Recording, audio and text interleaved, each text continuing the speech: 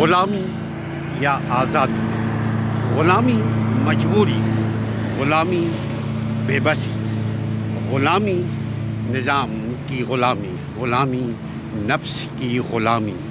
غلام اگر انسان کا ہوتا ہے تو انسان کا انجام بھیانک خرابی کی طرف گرتا ہے، اور غلامی اللہ کی اگر کرتا ہے تو انسان سرخرو ہوتا ہے۔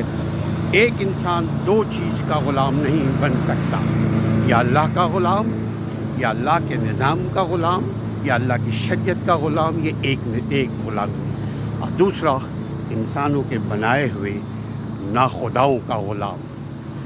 ہم پر منحصر ہے کہ ہم کس کے غلام بننا پسند کرتے ہیں۔ غلام مجبوری کا نام ہے، غلامی زنجیر ہے، اور اس کو ارادوں سے، علم سے، ایمان کے تلوار سے کاٹا جا سکتا ہے۔ غلامی یا آزادی ہم پر منحصر ہے۔ رب کی غلامی میں سکون ہے، انسانوں کی غلامی میں بے سکونی۔ انسان کی غلامی کبھی ختم نہیں ہوتی، رب کی غلامی جو ہی انسان مرتا ہے اس کی غلامی ختم، لیکن اس غلامی میں سکون ہے۔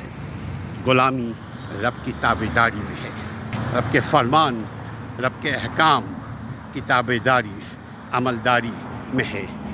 اللہ کی غلامی میں سے انسان کے اندر انسانیت آتی ہے۔ اللہ کی غلامی سب سے بہتر ہے۔